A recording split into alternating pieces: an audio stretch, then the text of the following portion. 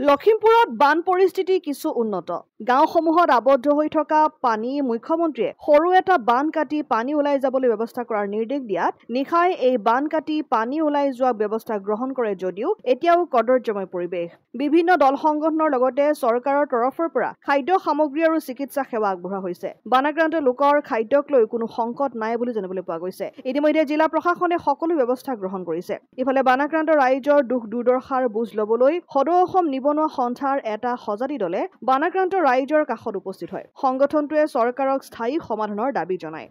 সময়ত আমি যি দেখিলো যে বিগত আমি দুটা তিনিটা কালত আমি দেখিলো নেপকুৰ বানপানী আমাক কেনেধৰণে জুৰুলা কৰিলে 8 চনত দেখিলো 17 চনত দেখিলো আমি বিভিন্ন সময়ত আমি নেপকুৰ বানপানী আমি দেখি আহিছো আৰু এই নেপকুৰ বানপানীৰ কাৰণে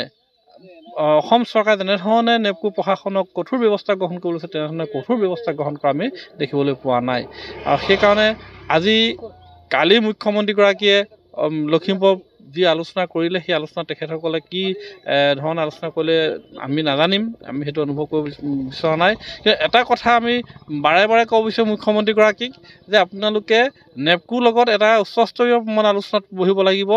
আৰু নামনি অঞ্চলৰ সুৰক্ষা প্ৰদানৰ কাৰণে এটা ব্যৱস্থা গ্ৰহণ কৰিব লাগিব নহ'লে কিন্তু আগন্তুক সময়ত লখিমপুৰবাসী বানত উটি যোৱা এটা